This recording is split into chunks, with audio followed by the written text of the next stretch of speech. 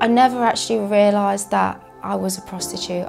I thought that sleeping with somebody for drugs or for money and things like that from my background was totally quite acceptable. That was the lifestyle that I led.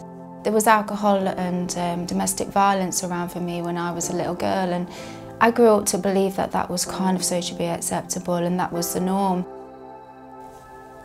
I was selling myself to men to fund a drinking habit at 13, and then it increased to coke and all the party drugs, and for me it was a progression. I wasn't, you know, at 13, 14 on the crack and the heroin straight away. I progressed, you know, from abuse, from being hit in the face, from being kicked in the head. It's okay. I've always had the ability to pull my socks up, change house, get a new boyfriend, put some flowers in the window and go again.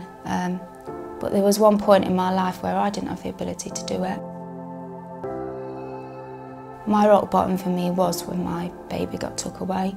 I never believed for 1 minute. I always believed I was a good mum.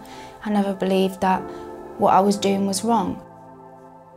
When my social worker told me to change, I didn't have the ability to do it. And it took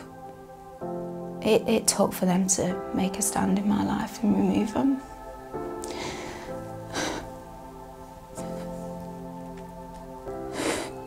That's the hardest thing for any mother or father to go through.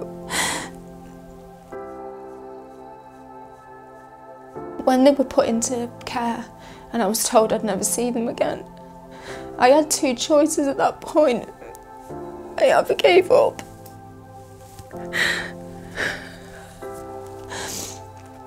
and ended my life there and then and continued to smoke heroin and just get off my head and die, or I had to give up and surrender and say that I need help. And it was such a scary thing to do.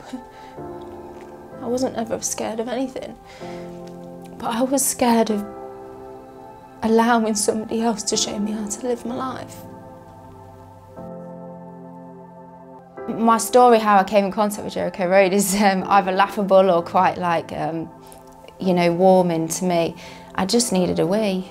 I needed a wee and I didn't know where to go. I was quite emotional at the time, and I saw the church, and I've never been a Christian, I've never believed in God, but there was something calling me that day that just said that that door will be open for you to have a wee. So I knocked the door, and there was 3 ladies there that says, "Welcome home." And I'm thinking, right, okay. So I came up the stairs and I went to the toilet, and when I got downstairs there was a cup of tea ready. It was like I'd known these people all my life. It was like they were waiting for me. I went away that day quite confused. It was a lot to take on board. I've never had loving people in my life. I've never had anybody accept me. There was a lot of unsurety when I left, but I just believed in something and I kept coming back. I've been working with 2 ladies now for over 15 months. They will bring me household items if I need them, toiletries if I need them, always bring some cookies and things like that. And they come and we look at the Bible, we say a prayer, and they support me in whatever it is I'm going through on that day. I've not touched a drug for over 2.5 years. I don't drink, I don't take any medication. I do believe in God, and I always believe that things will pass.